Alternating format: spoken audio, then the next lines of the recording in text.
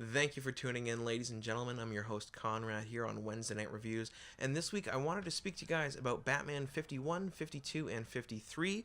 So for those of you who don't know, spoiler warning ahead. Spoiler warning. This is Batman issue 50, the Batman Catwoman wedding. If you have not yet read this, there will be a little bit of spoilers ahead. Please skip forward. So for those of you who have read Batman 50, of course you know by the end of it, Batman and Catwoman did not get married, and it appears as though she's betrayed him. So issues 51, 52, and finally 53 here are, of course, still written by the amazing Tom King, who's been on the book since it started in the new numbering. The main illustrator on this arc is Lee Weeks, and the colorist is Elizabeth Breitweiser.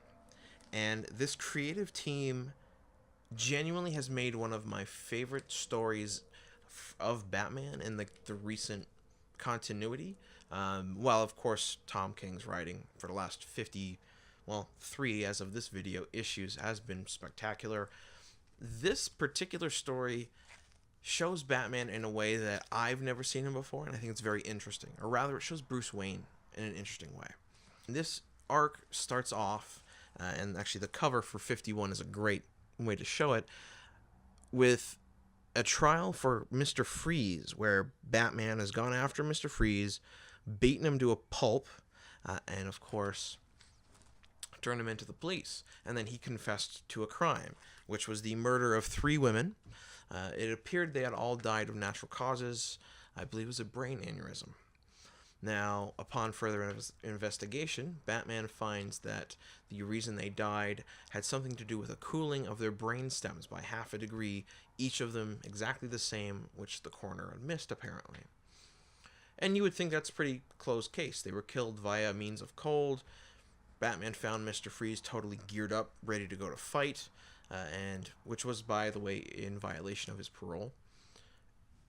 And everyone in Gotham nods and says, yeah, Mr. Freeze did it, put him in jail.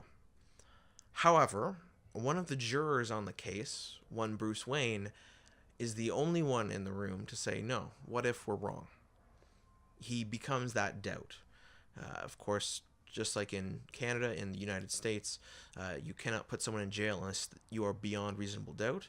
And of course, he provides that doubt. So it's very interesting where he has gone out, captured Mr. Freeze, beaten him down, and then over 3 issues, you see him struggle with his actions.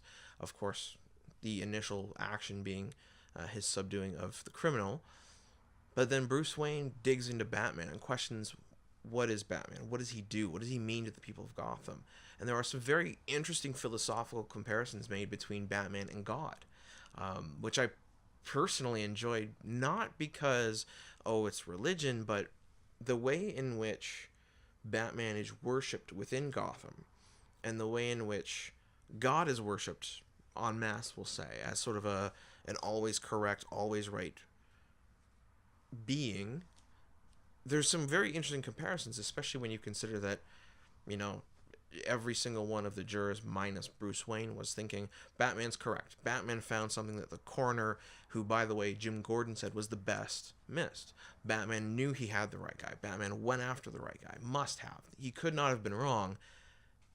That's God. That is belief in God. That is making God, or making Batman, a religious figure. And so Bruce Wayne has this dialogue with these characters about what it means to be God, what Batman means, everything. And it's incredibly interesting to see him as a character understand what he's doing wrong. So normally Batman is about, the ultimate in human capacity, mentally, physically, everything like that. And here he's throwing doubt on himself automatically, asking if he's correct. And the way he goes about doing that, it's very logical. It's not just, what if, woe is me. It's actively, look, here's the hypothesis, and here's my argument, here's my main points. And he goes through very specifically with the different jurors and picks apart why they think Batman is the way he is and why he's right. And Bruce Wayne's like, maybe not. So by the end of the trial, it's very interesting to see the result they come up with and how Bruce Wayne feels about it. So Tom King blew it out of the park with this one, and it does just end with these 3 issues, 51, 52, and 53. It's complex writing. It is not just Batman being Batman and, oh, he's strong and has the cool toys. It's really a thought-provoking thing. Lee Week's art in this is also fantastic.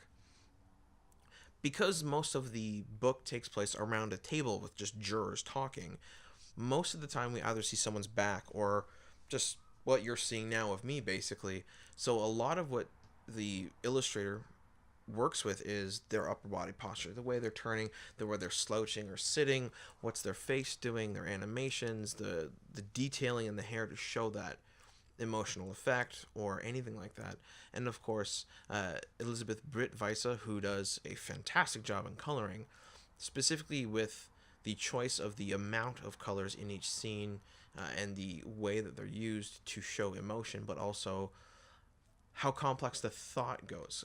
I happen to notice that as the philosophical argument got more complex, the coloring in the room became complex, such as the cover here is very simple. It's straightforward. There's basically 3 colors, black, blue, and orange. When we get into a more debate-like process, there's a lot more colors. So it was a very interesting arc dynamically through art, but also the writing. So absolutely, guys, if you can, run to your local comic book store, pray that they have these issues and pick them up.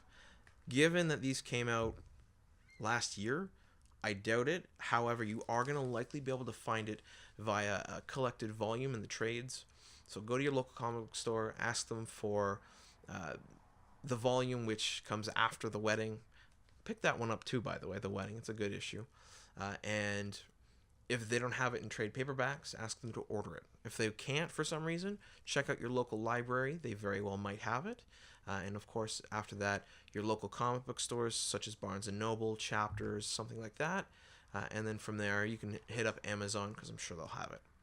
So thanks for tuning in, ladies and gentlemen. Have a great rest of your day.